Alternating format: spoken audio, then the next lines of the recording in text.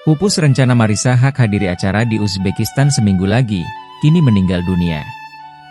Marissa Haque ternyata sempat menerima undangan acara kedutaan besar di Uzbekistan untuk Indonesia sebelum meninggal dunia.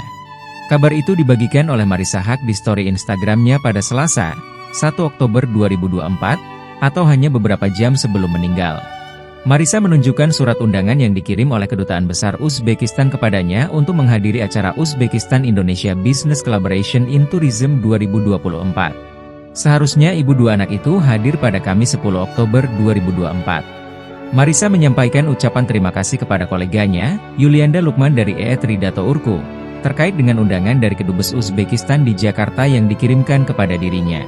Namun takdir berkata lain, belum juga berangkat, istri Ikang Fauzi ditemukan meninggal dalam tidurnya pada Rabu, 2 Oktober 2024, dini hari.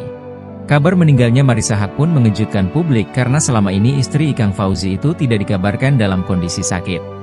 Marissa Haque dikabarkan masih aktif mengajar mahasiswa di kampus Sekolah Tinggi Ekonomi Indonesia Banking School di Kemang, Jakarta Selatan. Dosen koleganya, Sulistiowati, menyebut jika kondisi Marissa sebelumnya masih terlihat sehat bugar. Betul, kami mengajar di kampus yang sama, STIEIBS Kemang Jaksel. Selasa kemarin masih mengajar dan nampak bugar, ujar Sulistiowati. Marissa Haque selama ini memang aktif di dunia akademik sejak tidak lagi aktif di dunia keartisan dan di dunia politik.